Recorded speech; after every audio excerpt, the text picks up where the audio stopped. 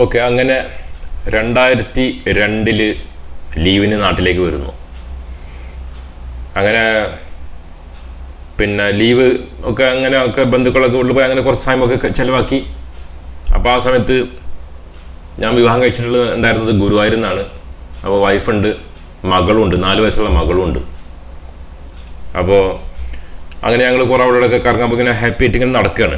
അപ്പോൾ തിരിച്ച് വരാനുള്ള സമയമായി, 2 ദിവസം കൂടി ബാക്കിയുള്ളൂ. അപ്പോൾ ഞാനൊരു പ്ലാൻ ഇട്ട്, അത് 2 ദിവസം കഴിഞ്ഞാൽ ഞാൻ പോകാണല്ലോ, നമുക്കൊന്ന് കോഴിക്കോട് ബീച്ചിലൊക്കെ പോയിട്ട് കോഴിക്കോടൊക്കെ വല്ല ഹോട്ടലൊക്കെ താമസിച്ച് ഫാമിലി അടക്കം ഒന്ന് ഉല്ലസിച്ചിട്ടൊക്കെ തിരിച്ചു പോകാം എന്ന് പറഞ്ഞിട്ട് ഫാമിലിനെയും കൂട്ടി ഒരു ദിവസം രാവിലെ പിന്നെ കോഴിക്കോടേക്ക് പോവാണ്. അപ്പോൾ Kuttippuram bus stand railway station അടുത്തടുത്താണല്ലോ. അപ്പോൾ ട്രെയിനിൽ പോവുക, പെട്ടെന്ന് എത്തുമെന്ന് പറഞ്ഞിട്ട് റെയിൽവേ സ്റ്റേഷനിൽ പോയി ഭയങ്കര തിരക്കെന്ന് മാത്രമല്ല, ആ തിരക്കിൽ ഫാമിലിനായിട്ട് ഏത് ബോഗിയിൽ കയറിയാലും ഭയങ്കര പ്രശ്നമായിരിക്കും. രാവിലത്തെ സമയമാണ്. അപ്പോൾ എന്നാൽ ശരി, നമുക്ക് ബസ്സിൽ സൗകര്യമാണ്, ഇരുന്ന് പോകാമല്ലോ, കുറച്ച് നേരത്താലും കുഴപ്പമില്ല എന്ന് പറഞ്ഞ് റെയിൽവേ സ്റ്റേഷനിൽ ഒക്കെ അടുത്തടുത്ത് തന്നെയാണ്. അവിടെ നിന്ന് ഇറങ്ങി വന്ന് ബസ് സ്റ്റാൻഡിൽ കത്തുനിന്ന് അപ്പോൾ നിരവധി ബസ്സുകൾ കോഴിക്കോടേക്ക് പോകുന്നുണ്ട്. അതിലത്തെ ഒരു ബസ് നോക്കി കയറുന്നതിൻ്റെ മുന്നേ നോക്കുമ്പോൾ സീറ്റ് ഉണ്ടോയെന്ന് വെച്ചാൽ സീറ്റ് നോക്കുമ്പോൾ ഇല്ല. അപ്പോൾ പറഞ്ഞ് ഞങ്ങൾ കയറുന്നില്ല, വേറെ ബസ് നോക്കാമെന്ന് പറഞ്ഞിട്ട് തിരിച്ചു വന്ന്. അപ്പോൾ ആ കണ്ടക്ടർ പിന്നെ കുറച്ചിട്ട് വന്നിട്ട് അല്ല ഉണ്ട് വാ പറഞ്ഞിട്ട് മുമ്പ് സീറ്റ് കാലിയാക്കി വെച്ച്, മുമ്പിലത്തെ ഒരു സീറ്റ്, അതിൽ 3 ആൾക്ക് ഇരിക്കാം ഒരു ഇതുണ്ട്. അപ്പം ഞങ്ങൾ 3 ആളാണല്ലോ, മകളും ഭാര്യയും ഞാനും. അങ്ങനെ ഞങ്ങൾ 3 ആൾ അവിടെ എത്തി. അങ്ങനെ ആ ബസ്സിൽ തന്നെ കയറി. അങ്ങനെ യാത്ര തുടർന്ന് കുറച്ച് കഴിഞ്ഞപ്പോൾ കുറേ വയസ്സായ സ്ത്രീകൾ കയറി വന്ന്. അപ്പം അത് ഞാൻ ഇരിക്കുന്നത് ലേഡീസ് സീറ്റാണ്. അപ്പോൾ ഞാൻ അവിടെ നിന്ന് എഴുന്നേറ്റ് ബാക്കിൽ പോയി. അങ്ങനെ ആ ഒരു വയസ്സായ സ്ത്രീ വന്നിരുന്ന് അവിടെ എൻ്റെ വൈഫിൻ്റെ അടുത്തിരുന്ന്. അങ്ങനെ ഞാൻ ബാക്കിലിരുന്ന്. പിന്നെ കുറേ ബാക്കിലാണ്. അങ്ങനെ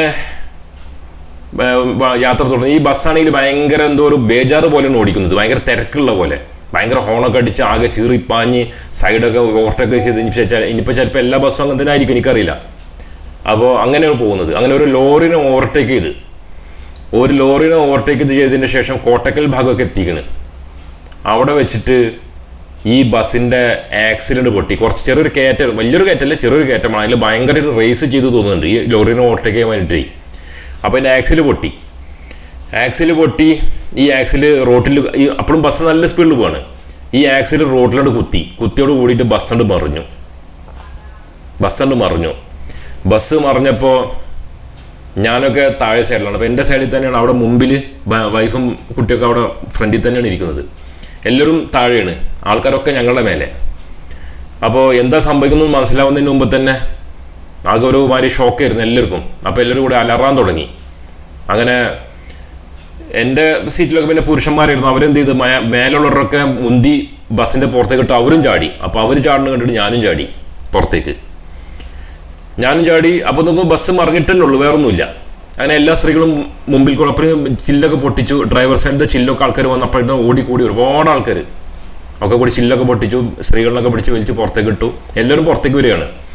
ചെറിയ പെൺകുട്ടികളൊക്കെ ഫ്രണ്ടിൽ നിന്ന് പുറത്തേക്ക് വരുന്നുണ്ട്.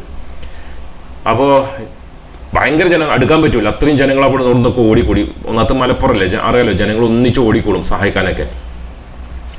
യൂണിയനേരൊക്കെ ഉണ്ടായിരുന്നു, എല്ലാവരും ഓടി വന്ന്.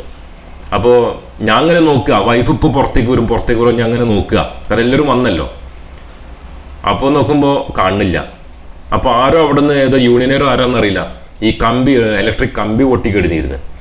അത് എന്തോ ഒരു ശീലക്കാശം എന്തോ കൂട്ടിയിട്ട് ഒരൊറ്റ വലിയാണ്. കാരണം അപകടം ഉണ്ടാവേണ്ട നിലക്ക് അങ്ങോട്ട് വലിച്ചതാണ്. പക്ഷെ അത് റോട്ടിൽ നന്നായിട്ടുണ്ട് ഒരസിയ കമ്പി. സ്പാർക്ക് ഉണ്ടായി. ആ സ്പാർക്ക് ഉണ്ടാവലും ആ ബസ്സിനെ തീപിടിക്കലും ഒന്നിച്ച്. കാരണം എൻ്റെ ഡീസൽ ടാങ്കൊക്കെ പൊട്ടിയിരുന്നു. ഡീസൽ തന്നെയാണ്. ഡീസൽ ടാങ്ക് പൊട്ടിയിട്ടുണ്ടായിരുന്നു. ഈ സ്പാർക്കും ഒന്നിച്ചോണ്ട് തീപിടിച്ചു. സാധാരണഗതിയിൽ ഞാൻ കേട്ടിട്ടുള്ളത്, ശരിയാണോ തെറ്റാണോ എന്ന് എനിക്കറിയില്ല, ഡീസലിന് തീ പിടിക്കൂല എന്നാണ് കേട്ടിട്ടുള്ളത്. പക്ഷെ ഇത് പെട്ടെന്ന് തീ പിടിക്കുകയാണ്. ഇനിയിപ്പോൾ ഡീസലിൽ പെട്രോളായിട്ട് മിക്സ് ആക്കിയിട്ടുണ്ടോ അറിയില്ല. അങ്ങനെയൊക്കെ ഒരു വാർത്ത ഉണ്ടായിരുന്നു, പെട്രോൾ മിക്സ് ആക്കി എന്നൊക്കെ പറഞ്ഞിരുന്നു വാർത്തയിൽ, മാതൃഭൂമിയിൽ അതിൽ പറഞ്ഞിരുന്നു. അങ്ങനെ തീ പിടിച്ചു, പെട്ടെന്നാണ് തീ പിടിച്ചത്. അപ്പോഴും ഞാൻ വിചാരിക്കണം എന്താ അറിയോ, ബസ്സിലാരും ഇല്ലല്ലോ, അവരൊക്കെ അവിടെ. അപ്പം ഞാൻ തിരഞ്ഞെടുക്കുക കൂട്ടത്തിൽ എവിടെയെന്ന് പറഞ്ഞിട്ട് നോക്കുമ്പോൾ എന്താണ്, ആ തീപിടുത്തത്തിൽ ആ തീയിൽ പിന്നെ ആ ഞാൻ പറഞ്ഞൊരു സ്ത്രീ കയറി വന്നു എന്ന് പറഞ്ഞൊരു വയസ്സായ സ്ത്രീ. ആ വയസ്സായ സ്ത്രീ എൻ്റെ വൈഫ് മകളൊക്കെ ഇങ്ങനെയല്ലേ കിടക്കണ അടിയിൽ, അതിൻ്റെ മേലെ കുറേ സ്ത്രീകൾ, അവർക്ക് എഴുന്നേൽക്കാനേ കഴിഞ്ഞില്ല. ആ തീയിലവർ പെട്ട് തിരിച്ചറിയുമ്പോഴേക്കിനൊക്കെ സമയം പോയി. അപ്പോഴേക്കിനും ആൾക്കാർ ബസ് ആ ചൂടൊന്നും കാര്യമാക്കാതെ തന്നെ ആൾക്കാരൊക്കെ കൂടി ബസ്, പിന്നെ ആൾക്കാർ ഒരു പിന്നെ എന്താണ് എന്തെങ്കിലും ഉപകരണമൊന്നും ഇല്ലാതെ തന്നെ കൈകൊണ്ടുകൊണ്ട് പിടിച്ചിട്ട് ആ യൂണിയനറും അവിടുത്തെ ആൾക്കാരെല്ലാം കൂടി ബസ് അങ്ങോട്ട് പൊക്കിയിട്ട് താഴ്ന്ന എല്ലാവരോടും വലിച്ചെടുത്തപ്പോഴാണ് കാണുന്നത് പിന്നെ വൈഫും മകളൊക്കെ ഭയങ്കരമായിട്ട് പൊള്ളലേറ്റിയിരുന്നു. അങ്ങനെ അവിടെ നിന്ന് എടുത്ത് ഏതൊക്കെയോ വണ്ടികൾ വന്ന് എല്ലാവരും വലിച്ചിട്ട് ഓരോ വണ്ടിയിൽ കയറ്റിപ്പോയി. അപ്പം അങ്ങോട്ട് കൊടുക്കുക ആകെ ബേജാർ പിടിച്ച സമയമാണ്. അങ്ങനെ ഞാനൊരു വണ്ടിയിൽ കയറിയത്, എനിക്കൊന്നും പറ്റിയിട്ടൊന്നും ഉണ്ടായില്ല, കാരണം ഞങ്ങൾക്ക് നേരത്തെ ചാടില്ല. പക്ഷെ മകളിനെ കയറ്റാൻ ഒരു വണ്ടിയിൽ കയറ്റാൻ ഞാനതിൽ കൊടുക്കണം, മകളിനൊരു സപ്പോർട്ട് വേണമല്ലോ. അങ്ങനെ കയറി. വൈഫിനെ എങ്ങോട്ട് കൊണ്ടുവന്ന് എനിക്കറിയില്ല. അങ്ങനെ വൈഫിനെ ആരൊക്കെ കൂടി വണ്ടിയിൽ കയറ്റി കൊണ്ടുപോയി. അങ്ങനെ ആ ജീപ്പേരൻ ഭയങ്കര സ്പീഡിൽ ഹോണൊക്കെ അടിച്ച് ലൈറ്റൊക്കെ ഇട്ടിട്ട് നല്ല സ്പീഡിൽ ഒരു ഹോസ്പിറ്റലിൽ ചെന്ന്, എന്തൊരു ഹോസ്പിറ്റൽ അവിടെ അടുത്തുള്ള തന്നെ. അവർ പറഞ്ഞു ഇവിടെ ഇത്രയും ഡേഞ്ചർ കേസ് എടുക്കൂല, നിങ്ങൾ കോഴിക്കോട് മെഡിക്കൽ കോളേജിൽ പോകുന്നു പറഞ്ഞു. അങ്ങനെ ആ ജീപ്പേരൻ അതും കാര്യമാക്കാതെ മൂപ്പര്, അതിൽ വേറെയും കുറേ ആൾക്കാരുണ്ട് കേട്ടോ, വേറെയും കുറേ മുറിവേറ്റ ആൾക്കാരൊക്കെ ഉണ്ട്. അങ്ങനെ എല്ലാവരും കൂടി, കാരണം ഈ ചില്ല് പൊട്ടിച്ച് അകത്ത് കയറിയ ആൾക്കാരൊക്കെ ഉണ്ടല്ലോ, അവർക്കൊക്കെ പൊള്ളലേറ്റിയിരുന്നു. എല്ലാവരും കൂടി ജീപ്പിലിട്ട് എല്ലാവരും പിന്നെ പോയി നിൽക്കുന്നത് മെഡിക്കൽ കോളേജിലാണ്, കോഴിക്കോട്. അവിടുന്ന് എന്നെയും അവിടെ അഡ്മിറ്റ് ചെയ്ത്. ഞാൻ പറഞ്ഞു എനിക്കൊന്നും പറ്റിയില്ല, എല്ലാം എന്നെയും പിടിച്ച് അഡ്മിറ്റ് ചെയ്ത്, ചിലപ്പം ഷോക്കിൽ പറയണം പറഞ്ഞിട്ട്. പിന്നെ കുറച്ച് കഴിഞ്ഞിട്ട് ഒരാൾ വന്ന് പറഞ്ഞ് നിങ്ങളുടെ പിന്നെ മകള് മരണപ്പെട്ടു എന്ന് പറഞ്ഞ്. അപ്പോൾ ആ ഷോക്കിൽ അങ്ങനെ കിടക്കുക. അപ്പോൾ പോലീസരൊക്കെ കുറേ പോലീസർ വന്ന്, അപ്പോൾ നിങ്ങൾ എന്തെങ്കിലും ആവശ്യമുണ്ടെങ്കിൽ എന്നോട് പറഞ്ഞിട്ടോ എന്ന് പറഞ്ഞു ഒരു പോലീസരെ. അപ്പോൾ ഞാൻ പറഞ്ഞു എനിക്ക് എൻ്റെ വൈഫ് എവിടെയുള്ളതെന്ന് എനിക്ക് അറിയണമെന്ന് പറഞ്ഞു. ശരി എന്ന് പറഞ്ഞാൽ ആ പോലീസരൻ പോയി. അങ്ങനെ പിന്നെ അവിടെ കിടക്കുകയാണ് ഓരോ ഇത് ചിന്തിച്ചിട്ട്. അപ്പോൾ ഇങ്ങനെ നിരവധി ബന്ധുക്കളും അതും ഇതും അവിടെ നിന്ന് ഇവിടെ നിന്നൊക്കെ കുറേ ഓടി വന്ന് എല്ലാവരും കൂടി വന്ന് കൂടി. പത്രക്കാരുടെ 5 കളി, രാഷ്ട്രീയക്കാർ അതിനേക്കാൾ കൂടുതൽ. അങ്ങനെ ഭയങ്കര വാർത്തയായിരുന്നു 2002 പിന്നെ പൂവഞ്ചിന അപകടം. നിങ്ങളാരിലും ആ ഭാഗത്തെ ആൾക്കാർക്കൊക്കെ അറിയായിരിക്കും. അങ്ങനെ പിന്നെ പോലീസുകാർ തിരിച്ചു വന്ന് ഒരു 2-3 മണിക്കൂറുണ്ട്, പെട്ടെന്ന് തിരിച്ചു വന്നു മുമ്പ്. എന്നിട്ട് പറഞ്ഞ് പിന്നെ നിൻ്റെ വൈഫ് വേറെ ഏതോ ഒരു സ്ഥലത്ത് പറഞ്ഞ്, അതോ ഒരു മെഡിക്കൽ കോളേജാണ്, അതും കോഴിക്കോട് ഭാഗത്തുള്ള എവിടെയാണെന്ന് തോന്നുന്നത്. അല്ല അങ്ങനെ എന്തോ പറഞ്ഞു. അപ്പോൾ അവിടെ കിടക്കുന്നത് അങ്ങനെ ഒക്കെ എന്ന് പറഞ്ഞ്. അങ്ങനെ അവിടുന്ന് പിന്നെ ഞങ്ങളുടെ നാട്ടിലത്തെ എല്ലാവരും കൂടി വന്ന് എന്നൊക്കെ സമാധാനിപ്പിച്ച് വന്ന്. മകള് മരിച്ചല്ലോ, അപ്പോൾ അന്ന് തന്നെ കബറടക്കം ചെയ്തു. അപ്പോൾ അതിനൊക്കെ ഞാനവിടെ ഉണ്ടായിരുന്നു. എന്നിട്ട് പിന്നെ വൈഫ് മരിച്ചിട്ടില്ല എന്ന് പോലീസുകാർ പറഞ്ഞിരുന്നു. അങ്ങനെ നേരെ വൈഫിനെ കാണാൻ പോയി ഞങ്ങളെല്ലാവരും കൂടിയിട്ട്. അപ്പോൾ നോക്കുമ്പോൾ 80% പൊള്ളലേറ്റിക്കണ്. അങ്ങനെ പിന്നെ കുറച്ച് ദിവസം അവിടെ ആ മെഡിക്കൽ കോളേജിലുണ്ടായിരുന്നു.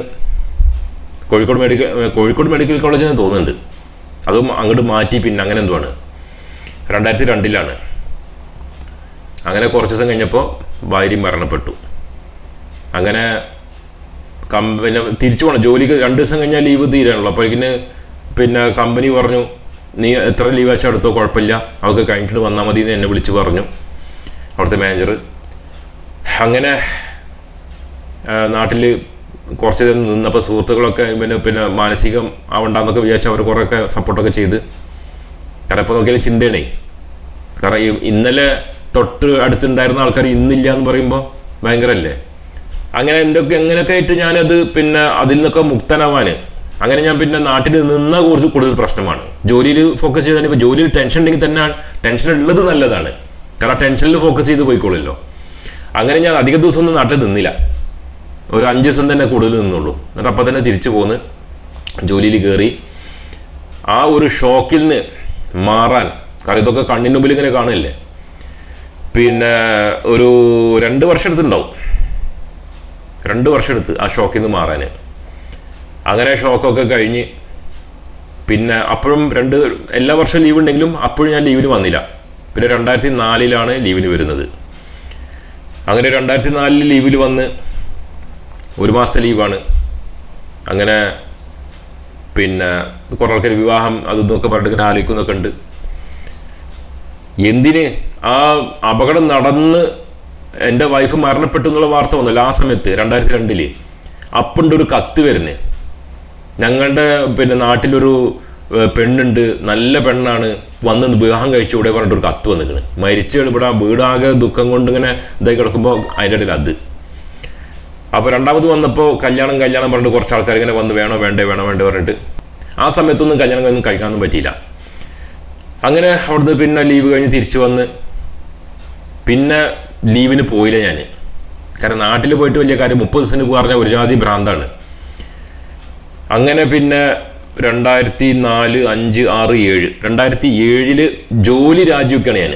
കാരണം ടെൻഷൻ സഹിക്കാൻ വയ്യാതെ, ഭയങ്കര ടെൻഷൻ. ആദ്യമൊക്കെ ഈ കമ്പനിയിൽ പാക്കേജ് രാവിലെ വരിക 7 മണിക്കൊക്കെ വരും, 6 മണി 7 മണിക്ക് പാക്കേജ് വരും. അപ്പോൾ പിന്നെ സോർട്ട് ചെയ്ത് വണ്ടിയിലിട്ട് കൊണ്ടുപോയിട്ട് കൊടുക്കേ വേണ്ടുള്ളൂ. പിന്നീട് സമ്മർദ്ദം കൂട്ടാൻ വേണ്ടി ഇത് പാക്കേജ് വരിക 10 മണിക്കാണ്, രാവിലെ 10 മണിക്ക്. 10 മണിക്ക് വന്നു കഴിഞ്ഞാൽ 12 മണിക്ക് ഡെലിവറിയും ചെയ്യണം, ഇല്ലെങ്കിൽ വാർണിംഗ് ലെറ്റർ കിട്ടും. അതിൻ്റെ ഇടയിൽ കുറേ പ്രശ്നമുണ്ട്, അതൊക്കെ ഇങ്ങനെ തരണം ചെയ്ത് ഇങ്ങനെ പോവാണ് കേട്ടോ. ആ 10 മണിക്കാണ് പിന്നെ ഡെയിലി സാധനം വരുന്നത്. അങ്ങനെ ആ 10 മണിയുടെ ടെൻഷൻ കാരണം എൻ്റെ ഇവിടുത്തെ ഞരമ്പൊക്കെ ഇങ്ങനെ കാണാം. ടെൻഷൻ കാരണം ഞരമ്പ് ഇങ്ങനെ പൊന്തി നിൽക്കുന്നത് കാണാം എല്ലാവർക്കും. അത്രയും ടെൻഷൻ. കാരണം 10 മണിക്ക് പാക്കേജ് വന്നാൽ സോർട്ട് ചെയ്യും, സ്പീഡിൽ സോർട്ട് ചെയ്താലും 10:30 ആവും. പിന്നെ 1.5 മണിക്കൂറിൻ്റെ എങ്ങനെ ഡെലിവറി ചെയ്യാനാണ് ഇതൊക്കെ. ഒരുപാട് പാക്കേജ് വരാൻ തുടങ്ങി. ബഹ്റൈൻ ഡെവലപ്പായി, ഒരുപാട് ഏരിയകളായി. പക്ഷെ അവർ കൊറിയറിൻ്റെ എണ്ണം കൂട്ടിയില്ല. കാരണം സമ്മർദ്ദം ചെലുത്താൻ വേണ്ടിയിട്ടേ കൊറിയറുടെ എണ്ണം കൂട്ടിയില്ല. അങ്ങനെ പിന്നെ ഞാൻ തീരുമാനിച്ചു ജോലി രാജിവെക്കുക, അല്ലെങ്കിൽ ആരോഗ്യം കീരോഗ്യം ഒക്കെ പോവും. പക്ഷെ അപ്പോഴേക്കൊക്കെ ശമ്പളമൊക്കെ അത്രയ്ക്ക് നല്ല രീതിയിലല്ലെങ്കിലും പിന്നെ കുഴപ്പമില്ലാത്ത രീതിയിൽ കിട്ടാൻ തുടങ്ങി. 500 ദിനാർ കിട്ടാൻ തുടങ്ങി ആ സമയത്തൊക്കെ. ജോലി രാജിവെക്കുക, നല്ല രക്ഷയില്ല എന്ന് പറഞ്ഞിട്ട് 2007 ഓഗസ്റ്റിലോ മറ്റോ രാജിവെച്ചു. അവിടെ രാജിവെച്ച് ഇറങ്ങി. വലിയ സമാധാനം. രാജിവെച്ച് പുറത്തിറങ്ങിയപ്പോൾ എനിക്ക് തോന്നിയത് ഒരു കാറ്റടിച്ചാൽ ഞാൻ അപ്പൂപ്പന്താടി പോലെ ഇങ്ങനെ പറന്നിങ്ങനെ പോകുന്നു തോന്നി എനിക്ക്. അങ്ങനത്തെ ഒരു ഭാരം തലമേന്ന് ഇറക്കി വെച്ച പോലെയായി. അങ്ങനെ അവിടുന്ന് ഇറങ്ങി ലോകത്തൊക്കെ നോക്കി ഞാൻ. അപ്പോഴാണ് ബഹ്റൈൻ്റെ സൗന്ദര്യം കണ്ടത്. അതുവരെ എന്താണ് എൻ്റെ ചുറ്റും എനിക്ക് അറിഞ്ഞിരുന്നില്ല.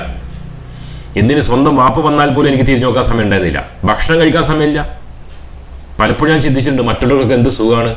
ഓരോരോ കമ്പനിയിൽ പോകുമ്പോഴേ ഓടി ഇങ്ങനെ കൊടുക്കില്ലേ പാക്കേജ്. അപ്പോൾ അവിടെയൊക്കെ ഇങ്ങനെ ഇരുന്ന് തമാശ പറഞ്ഞ ആൾക്കാർ ഡ്യൂട്ടി സമയത്ത് ചിരിക്കണമൊക്കെ കാണുമ്പോൾ എനിക്ക് ഭയങ്കരമായിട്ട് ഇങ്ങനെ അസൂയ തോന്നാറുണ്ട്. എങ്ങനെയാണ് ഇവർക്കൊക്കെ സമയം കിട്ടുന്നത്? പിന്നെ സമ്മർദ്ദതന്ത്രം പ്രയോഗിക്കുന്നത് എങ്ങനെ അറിയോ? അതായത് വേഗം നടക്കണമല്ലോ, ഇല്ലെങ്കിൽ എത്തൂലല്ലോ. മാജിക്കൊന്നും ചിലപ്പോൾ ഇത്. അപ്പോൾ ഓരോ ഓഫീസിൻ്റെ ഉള്ളിൽ കയറുമ്പോൾ സാധനം കൊടുക്കുമ്പോൾ സ്പീഡിൽ നടന്നു പോകണം. പുറത്തൊക്കെ സ്പീഡിൽ തന്നെ, അകത്തിങ്ങനെ ഉലാത്താൻ നടന്നതിൽ ഇവർ സംഗതി നടക്കൂല. അപ്പോൾ ഈ ഓഫീസിലിരിക്കുന്ന ആൾക്കാർ അത്രയൊക്കെ പൂശി തമാശ കളിച്ച് ഇങ്ങനെ ഇരിക്കുകയാണല്ലോ. അവരുടെ മുമ്പിൽ കൂടെ ഇങ്ങനെ കൊടുങ്കാറ്റ വേഗത്തിൽ പോകുമ്പോൾ അവർ കംപ്ലൈൻറ്റ് ചെയ്യും.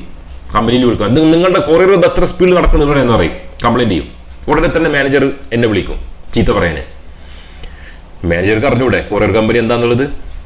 മാനേജർ നേരെ എന്നെ വിളിച്ചിട്ട്, നീ എന്താണോ അവിടെ സ്പീഡിൽ നടക്കുന്നത്? ആൾക്കാർ ഫുള്ള് കംപ്ലൈൻറ്റ് ചെയ്യണോ? നിനക്ക് മെല്ലെ നടന്നു പോയിട്ട് അവിടെ ഇരുന്ന് സംസാരിച്ചൂടെ?